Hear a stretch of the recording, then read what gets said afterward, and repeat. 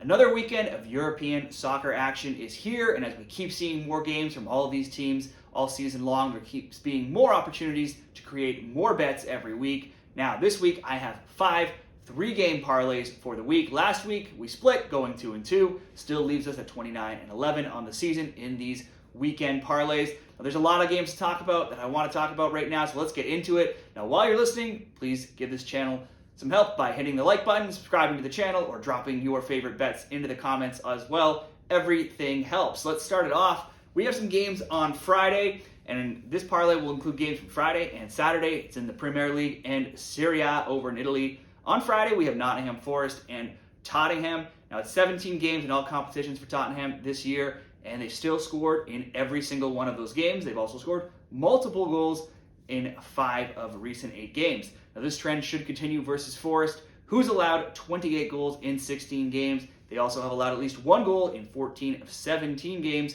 in all competitions this season. Tottenham's probably going to win this game. They certainly should score. They've not failed to score yet. Let's kick it off with Tottenham to score.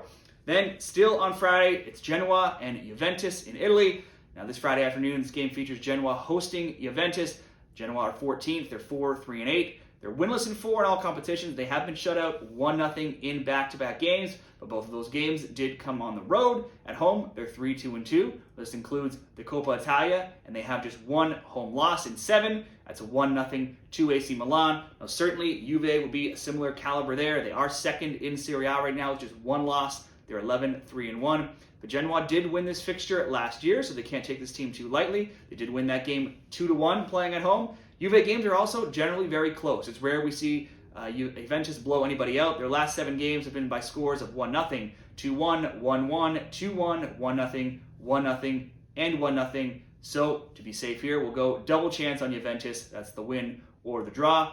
Then moving into Saturday, sticking in Italy, it's Lecce and Frosinone. Somehow, Lecce have scored in 8 of 9 recent games in all competitions when you include their Coppa Italia game, but that hasn't resulted in a win in any of those games for them, nor have they won any of their past 11 either. Both teams to score, though, is 6-0 and 8-1 in their recent games. Lecce have scored in 14 of 7, but they've also allowed a goal in 14 of 7.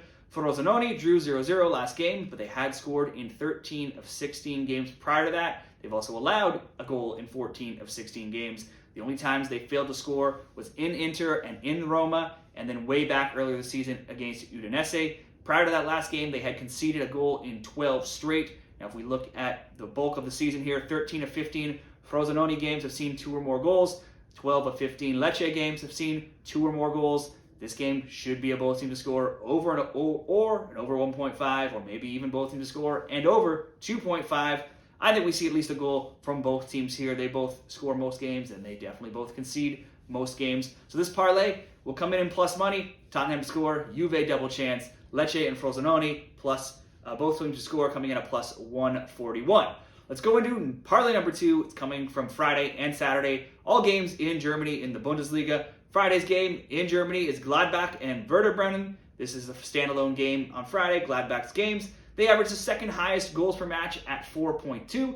They have had the most games go over 2.5 this season at a 13-1 rate. Now, if all we're asking for is 2 or more goals, well, Gladbach is 13-1 to that. Bremen is 12-2 to over 1.5. Bremen, they're still winless on the road. They only have 6 goals. They've also given up 14 goals on their travels. Now, if you go back into last season, Bremen is winless in 9 on the road. They've lost 8 of those games, and they've conceded multiple goals in 6 of those 8 games. So even if they don't get any goals, they are conceding enough to at least hit 2 goals. They have just 2 road wins in their past 18 road Bundesliga games as well. Now, they did win last week, 2-0. That game was at home. It was their first win in 5 and just their second in 9. Now, home or away, let's look at Werder Bremen scores lately. It's a 2-0 win, a 2-0 loss, a 3-0 loss, 2-2 draw, 2-2 draw, and 2-0 wins. You can see there's a lot of goals in their games. Gladbach has been wildly inconsistent. They don't really know what you're going to get on most weeks. They are 4-2-3 in their past 9 games. They also haven't won back-to-back games for an incredibly long period of time. You have to go all the way back to March 2022 to see back-to-back wins for them. Now, they didn't win last week. They lost 3-1 in Union Berlin, which is rather embarrassing, as that gives Union Berlin their first win of their campaign. Still, Gladbach did score, so they've scored in 12 of 14 games this season in each of their past 9, and their scores recently have been 3-1, 2-1, 4-2, 4-0, 3-3, 2-1, 3-1, 2-2, and 3-1. So they too have seen plenty of goals. I'd have to lean to them to win. The home team in Germany on the Friday game usually comes out pretty well. I think we at least do, certainly some way, shape, or form, see at least 2 goals though. Let's go over 1.5. Over into Saturday, it's Augsburg and Dortmund. Now, Augsburg had been undefeated in 6 games until they lost 2-0 in Bremen last week. That was their first time not scoring in 7 games, and they've scored in 11 of 14 games overall. They were actually 8th in XG as well in the entire league. Augsburg at home has scored in 7 straight, also in 15 of 16 and in 19 of 21. Bets on both teams to score had been 7-0 prior to last week for Augsburg. It is, though, 11-3 overall on the season. Dortmund, they're coming off a big 1-1 draw with PSG in the Champions League on Wednesday, so they could possibly be tired here. That was an important game for them to keep their number 1 spot in the group and get a better draw for the knockout round. Now, they will also be out defender Mats Hummels, who is suspended, so that could weaken them in the back end, also giving some chances for Augsburg to score. Now, overall, in the Champions League, the Cup, and the League, they're winless, though, in 4 games, Dortmund are, and they've given up a goal in 7 straight games. Dortmund's recent Bundesliga scores have been 3-2, 1-1, 4-2, 2-1, 4-0, and 3-3.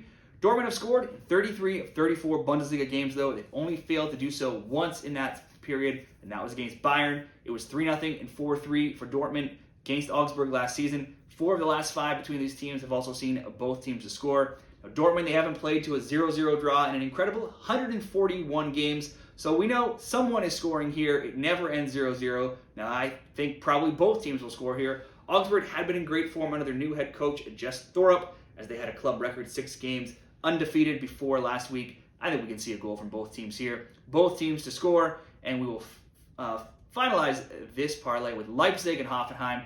This looks like it could be a super exciting game. Leipzig, they're 4th with 29 points. Hoffenheim are 6th with 23. They are also 4th and 6th, respectively, in both goals for and XG. Hoffenheim's games averaged the 3rd most goals at 3.7, while Leipzig's averaged 3.5. Both are 11-3 to over 2.5 totals this season. Now, every single Hoffenheim game has seen at least 2 goals in one way, shape, or form, and Hoffenheim are way better on the road, which is where they'll be here, than they are at home. Away from home, they're 5-1-1. They've scored 16 of their 28 goals. However, they've also given up 10 goals in those 7 games. Leipzig, they have the 3rd best home record. They're still undefeated at home at 5-2-0. They've only allowed 5 goals in those 7 games. The last meeting between these teams was 1-0 Leipzig in this venue back in April. And RB Leipzig have also won 3-1 in the Cup competition and in the Bundesliga in the other games last season. Leipzig's recent scores in all competitions. They just won 2-1 in the Champions League over Young Boys this week. They also, other scores were 3-2, 3-1, 3-2, 2-1, 3-1, and 2-1. So that gives some stats there that this could be a high-scoring game, as they've been involved in quite a few of those lately. And it's a similar story for Hoffenheim in the Bundesliga, where both teams to score. It's on a perfect 9-0 run, and it's 13-1 overall. I would certainly not be opposed to backing both teams to score here. However, Leipzig are usually playing it tight at home. They have only allowed 5 in their home games in the Bundesliga. So let's just go over 1.5. But if you want to make this better, both teams to score certainly wouldn't be a bad bet either. So we'll make it Gladbach and Bremen over 1.5. Augsburg and Dortmund, both teams to score. Leipzig and Hoffenheim over 1.5, coming in at minus 113 odds. Sticking in the Bundesliga, but going over to Sunday now, it's Freiburg and Cologne. Freiburg lost 2-0 in England on Thursday in the Europa League to West Ham, but they were undefeated in 4 games prior to that, keeping 3 clean sheets as well. Now, while they're only just averaging just over 1.0 goals per match in the Bundesliga this season, scoring 17 in 14, but they have scored in 18 of 22 in all competitions, and also in 11 of 12 when you look back at the 4 times they were held off the score sheet in that time. Came in 4 away games, and those games were against West Ham, Bayern Munich, Frankfurt, and Stuttgart. Those are all better teams than 16th place Cologne, who have allowed 24 goals in 14 games. If you count all competitions, they've conceded a goal in 14 of 16. They've kept back-to-back clean sheets, though, in their last 2 games. But if you look at that competition, it was Mainz and Darmstadt. Those are the only 2 teams that are below them in the standings right now. Prior to that, they conceded in 22 straight games. Freiburg should certainly get on the score sheet here. On Sunday, we'll kick this off with Freiburg to score at least 1 goal. Next is Leverkusen and Frankfurt. Frankfurt, they had a super impressive 5-1 win over Bayern last week. But they followed that up with a 2-0 loss to Aberdeen in the Conference League on Thursday. It's now 5 losses in 6 games in all competitions, and they've allowed 2 goals in each of those defeats. They were also shut out to lower tier side Saarbrücken 2-0 in the Pokal before that Bayern game, so they've been a little inconsistent of late. In 25 games in all competitions, 22 of them, though, have seen at least 2 goals, whether they've won or lost or drawn. Leverkusen, they just keep winning. They won 5-1 over Molde in the Europa League this week, and they are first in the Bundesliga, and they have also still yet to lose a single game no matter any competition they play in. They're 23-0. Leverkusen alone have scored 2 or more goals in 20 of those 23 games. So this is likely a Leverkusen win. It could be both teams to score. It could be Leverkusen over 1.5. Certainly, some way, shape, or form, should be 2 goals. There's a lot of over 1.5s in the Bundesliga. So let's go over 1.5. Next, Bayern Munich and Stuttgart. Another great game to look forward to. It's a top 3 battle with the other 2 teams in the top 3 right now, with Bayern hosting Stuttgart. Now, neither of those are coming off of a win. Last week, Bayern got smacked 5-1 against Frankfurt, while Stuttgart drew with Leverkusen 1-1. Let's look at some stats between these teams right now. Bayern, they're first in goals for, they're first in XG, first in shots on target, second in attacking third touches, first in penalty area touches. They've scored in every single game, and they've scored multiple goals in 11 of 13. Over to Stuttgart. Stuttgart are third in goals for, they're second in XG, they're third in shots, they're third in shots on target, they're third in attacking third touches, third in penalty area touches. They've scored in 13 of 14 games, and they've scored multiple goals in 12 of 14 games. The top 2 scorers in the entire league will also face off here, with Harry Kane for Bayern leading the way with 18 goals, followed by Serhou Guirassy with 16 for Stuttgart. If we look at some history between these teams, recent scores generally see goals. We have a 2-1 Bayern Munich win, 2-2 draw, 2-2 draw, 5-0 Bayern win, 4-0 Bayern win, 3-1 Bayern win, 4-1 Bayern win, 3-0 Bayern win, and a 4-1 Stuttgart win as we keep going backwards into 2018. So this is probably a Bayern win. History says it is. Bayern is obviously one of, if not the top, probably statistically not the best team in the league right now, but historically always the best team. But even in past years when Stuttgart were nowhere near the team they are right now, they still usually often manage to get a goal. They're a much better team this season. They should be able to get a goal here as well. Let's go both teams to score. So it's Freiburg to score, Leverkusen and Frankfurt over 1.5, Bayern versus Stuttgart, both teams to score. Sticking on Sunday, but going over to England now, let's go to the Premier League. The average goals per match in the EPL this season is 3.12. Now, last week, only 2 of 10 games went over that average mark, but 5 of the 10 games did have 3 or more goals. 8 of the 10 had at least 2 goals. Now, when you just focus on 2 or more goals, every single team in the Premier League this season is at least 10-7 to over 1.5 totals, except for 2. Arsenal and Man U are both 10-6. The rest are all 11-5 to the over. Brighton is the highest team of going over 1.5s, having at least 2 goals in their game. Alongside Liverpool, both of those teams are 16-0. And it's Brighton and Arsenal playing on Sunday. So Brighton is also 12-4 to over 2.5 totals. That's tied with Tottenham and West Ham for the most. Brighton games average the highest goals per match in the division at 3.8. And wildly, their games, if you've been in the Premier League, you certainly probably have caught on to this. Not only they are 16-0 to both teams to score this season, not only that, but if you go back into last season, they're now 20-0 to both teams to score. Now on Thursday, they saw a game not hit both teams to score, but that was in the Europa League where they won 1-0 over Marseille, taking the top spot in their group. Arsenal, they also played this week in the Champions League. They drew away to PSV 1-1, and they lost away to Villa 1-0 last week. But back at home, where they'll be in this game, they're 6-2-0 in the Premier League this season. They've outscored their opponents 20-8, and in all competitions this season, they are 10-2-0 at home, so still yet to lose. In 11 of those 12, there's been 2 or more goals, but they do have 5 clean sheets in their past 8 at home. So which trend do you back? Arsenal being dominant at home, scoring a lot of goals, not conceding, or the Brighton, both teams to score trend? It's hard to decide. We'll just go over 1.5. Let's get 2 goals in some way. Next is Brentford and Aston Villa. These are maybe 2 of the more, there's maybe been no 2 more impressive victories lately than Villa's 1-0 back-to-back wins over both Man City and Arsenal in recent weeks. Puts them 3rd in the Premier League at 11-2-3. They've scored the 3rd most goals with 35 behind City and Liverpool. Now those last 2 wins came at home, and 25 of their 35 goals have also come at home. They've allowed 20 goals. Now 15 of those 20 have come on the road, and that's where they'll be here. Away from home, across the EPL and the Europa Conference League, though, Aston Villa have scored in 9 of 12 road games. They've allowed a goal in 10 of 12 road games. Both teams' score is 8 and 4, and the over 2.5 is also 8 and 4. Now, those 2 road clean sheets were against Chelsea in the Premier League, and the other was against a non-Premier League team that was Hibernian in the Conference League. On Thursday, they drew 1-1 with Zrinski, 1-1, like I said, in the Conference League. They're playing Brentford this week. Brentford has just 1 win in 5 EPL games, and they've been shut out 3 times in that stretch. One of those was last game against Sheffield. One was away to Liverpool, and one was home to Arsenal. But generally, at home for Brentford, they do manage to score. In their past 19 games in all competitions at GTEC Community Stadium, they've only failed to score in 2 games. Now, both of those games came against Arsenal, once in the EPL and once in the Cup. So this would look like a both teams to score if we go on the balance of the stats overall in the season and the history of Brentford playing at home. So I did want to go both teams to score. That would bring the odds up in this game quite a bit for this parlay.